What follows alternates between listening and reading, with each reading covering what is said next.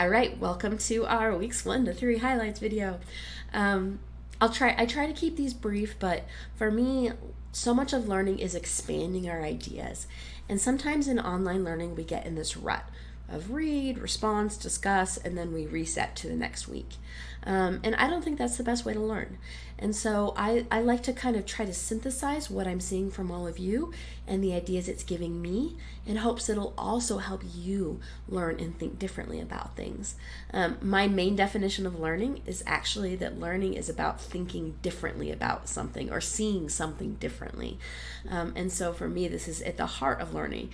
And you see how maybe that connects with creativity a little bit. So that's a little insight into some of my research I do. But I want to focus today mostly on some Edpuzzle responses. There were lots of really great responses. This is from week 1 when you responded to the videos. But I just want to highlight a few that I thought was interesting about ways to get ideas. So the first one comes from Dora, and I just love this. I get ideas when I go against what everyone else is doing, even if it seems strange or silly to others. I am known for annoying people because I like to go against the grain, but it opens up your thinking, and so I really appreciated that and liked that comment. Another way or another spark for ideas is needs, and from Nicole, the best ideas came from a concerted effort to address needs of the community. That helps us kind of focus our intentions at the same time as trying to see something a little differently, what's going on. I talked to Dom this week about his 100% initiative, and he described how he saw that social systems and social services don't communicate with each other. And that was a need that gave them ideas to start finding ways to address that need. Another one that is related is common goals. So from Terry, talking about work that they're always in the process of generating and discussing ideas. What drives all these ideas is a common passion and goal. That helps people work together. They have something they're working with. And then finally, and there were lots of great responses. This is from Christian. He wrote, I really like this. Someone who graduated from Harvard said that upon entering college, missions counselor told him, for the first time in your life, you'll have someone to think with. Working with others, whether through research or in-person collaboration, is key to developing real-world ideas. Tchaikovsky advised, never compose in the abstract. Now, first of all, I've never heard that Tchaikovsky quote, and I absolutely love it. I'm going to look into that. I did music, so I should know these things, but I just love that quote. This point of ideas to think with and how they can come in through others, especially through diverse others. And I think there's some more things about we have different experiences, and a lot of you talked about this, that bring in different perspectives that can help us transform our ideas. So one part about this is you're in a doctoral program that is pretty cool, actually. Maybe I shouldn't say actually, but I think it's pretty cool.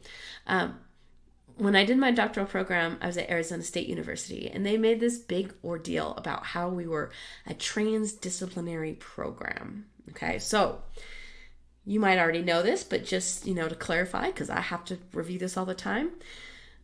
A discipline, right, is a field of study. And in education can be a broad discipline, but we can have a lot of different pieces in discipline. So you can have learning science, you can have literacy or multiliteracy or critical perspectives. So you've noticed in your cohort, you have people that are really coming from different disciplines. Really, you're going to be thinking a little bit differently about different things just because the stuff you're reading is so different. A lot of the doctoral programs don't have that. Everyone's learning science or everyone's educational technology. And so they don't have that diversity. Multidisciplinary is when we have a problem or solution and we have a lot of different fields or practices that feed into that problem or solution.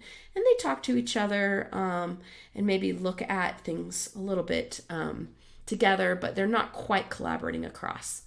Then they talk about interdisciplinary, and this is when we're having more communication between the fields, partly to form a new discipline that's then affecting your problem and solution. So this is actually saying, we're going to take these things together, like my brother is a urban planner, and so he takes social systems and he takes communication things, and it becomes a field of transportation equity, and then they use that for problem solutions. Transdisciplinary is when you actually take a whole bunch of different things together and you bring those all together in addressing a problem or solution. And I think the difference with interdisciplinary is you're actually molding and blending ways of thinking and paradigms. And so I hope as we go through this class that you'll continue to post on Yellow Dig. I don't like discussion boards because it's like they're sectioned off and they're so specific.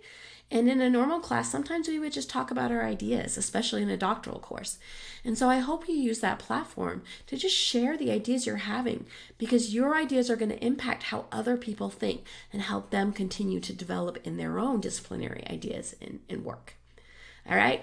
Okay. One more just small thing. This was in the connected papers assignment. And Evie did this, and I just wanted to highlight. She wrote about 3 articles in a related, use similar language, and identified the terms that were used. So multiliteracies, gendered language, intersectionality, gender equity. This is a great practice to identify the key constructs that are being using in the literature you're looking at, because it can help you feed into how to define your area, how to combine different ideas. Sometimes great ideas come from taking constructs from different pieces, different fields, and bringing them together. And so I just really wanted to acknowledge that and suggest as you read to look at these separate terms that are being used and put them together as another way to develop your ideas, which I'm clearly on a develop your ideas kick. Last quick announcement. I did go through and I added responses to a lot of your Edpuzzle responses. So I'll put a link below about how to go in and see my comments on your Edpuzzle responses. So I encourage you to do that. I spent the time to do comments, so take a look at that. If you want to comment back, send me a message. Honestly, I don't get notifications for these Edpuzzle things. It's a weakness in the program, and so I might miss something. All right. Okay, thanks for watching and have a great week.